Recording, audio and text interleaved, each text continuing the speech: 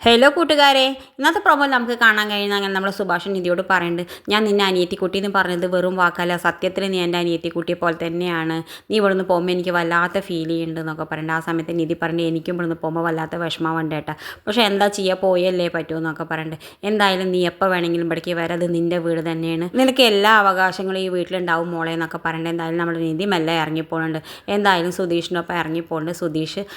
എന്താ സുധീഷ് വിഷമിക്കാത്തതെന്ന് വിചാരിച്ച് നിധി ആലോചിക്കുന്നുണ്ട്. ഇയാൾക്ക് ഒരു ഫീലിങ്ങും ഇല്ല എന്നൊക്കെ ചോദിക്കുന്നുണ്ട് നിധി സുധീഷിനോട്. അപ്പോൾ സുധീഷ് പറഞ്ഞിട്ട്, എന്തിനാണ് ഞാൻ ഫീൽ ചെയ്യണം, നീയല്ലേ എപ്പോഴും പറയാറുണ്ട് ഞാൻ നമ്മൾ തമ്മിലുള്ള അഡ്ജസ്റ്റ് കല്യാണമാണെന്ന്, പിന്നെ എന്തിനാണ് ഞാൻ നിൻ്റെ ഫീൽ ചെയ്യണം എന്നൊക്കെ പറയുന്നുണ്ട്. എന്തായാലും സുധീഷ് അത് വിചാരിച്ചിട്ടുള്ള, എന്തായാലും ഉറപ്പായി നിധി തിരിച്ചു വരുമെന്ന് വിചാരിച്ചിട്ടാണ് അവൻ സന്തോഷത്തിലിരിക്കണം. നിധി എന്തായാലും വാടക വീട്ടിൽ പോകുന്ന സമയത്ത് ഓണർ പറയുന്നുണ്ട്, നിനക്ക് ഇവിടെ വാടക വീട്ടില്ല, നീ പോയിക്കോ എന്ന് പറയുന്നുണ്ട്. അപ്പോൾ ഇന്നലെ എന്തേ സാർ ഇന്നലെ അങ്ങനെ പറഞ്ഞു, ഇന്ന് ഇങ്ങനെ പറയണമെന്നൊക്കെ പറയുന്നുണ്ട്.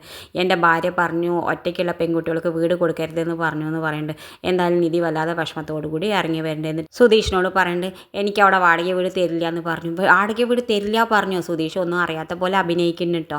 അപ്പോൾ എന്തായാലും നമ്മുടെ നിധി പറയുന്നുണ്ട്, ഇന്നലെ അവർ തരാമെന്ന് പറഞ്ഞു, ഇന്ന് അവർ മാറ്റി പറയുന്നു, അതെങ്ങനെ ശരിയാവുക, എനിക്ക് ഉറപ്പുണ്ട് ഇതിൻ്റെയൊക്കെ പിന്നിൽ നിങ്ങളാണോ എന്ന്.